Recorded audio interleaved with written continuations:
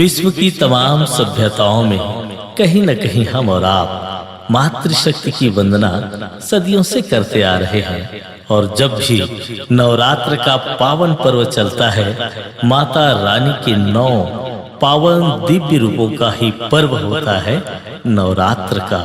और जो भी आसुरी शक्तियां रहती हैं, आसुरी प्रवृत्तियां रहती हैं, वह माता रानी के प्रभाव से स्वयं भी समाप्त हो जाती है। और ऐसे में भाई देवखरे का यह प्यारा गीत आप सबके बीच आता है। लीजिए, सादर समर्पित है ये प्यारा सा गीत। 9 दिन बर नैनामा समा जाओ, नव दुर्गा माता। 9 दिन बर नैनामा समा जाओ माँ। 9 दिन बर नैनामा समा जाओ।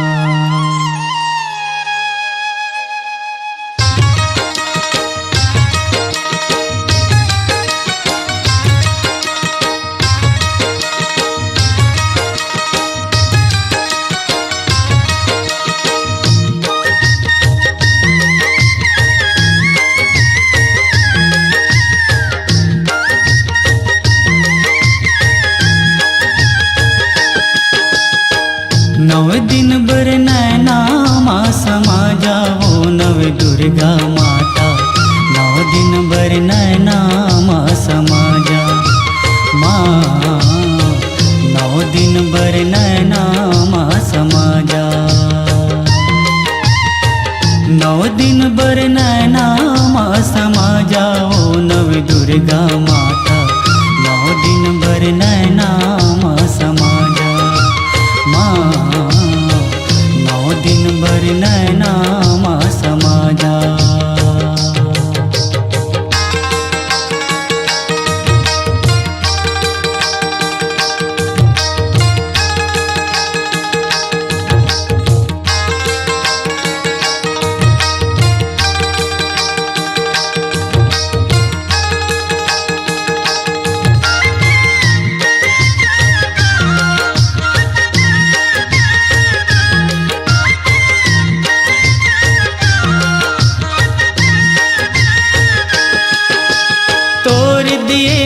तन है दाई तोर दिए जिन गाने, वो तोर दिए जिन गाने। तोर दिए तुर जस गावत हो, तोर दिए ये बानी, वो तोर दिए ये बानी। तोर दिए मैं गीत गवत हूँ, तोर दिए मैं गीत गवत हूँ। सूर मोरे समा जाओ, नव दुर्गा माता। 9 दिन बर नैनामा समा जाओ माँ। 9 दिन बर नैनामा समा जाओ।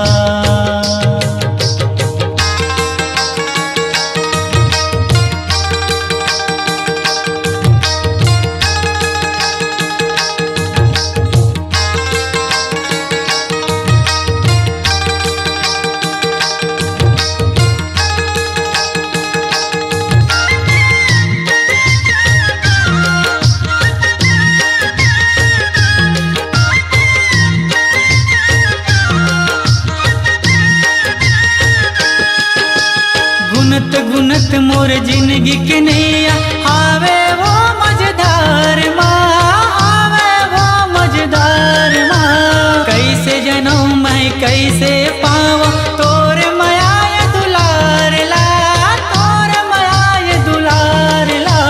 झिटकुन तहा दर्श दिखा दे, झिटकुन तहा दर्श दिखा दे। माया के डंक बजा दे वो नव दुर्गा माता। 9 दिन बर नैनामा समा जाओ माँ। 9 दिन बर नैनामा समा जाओ।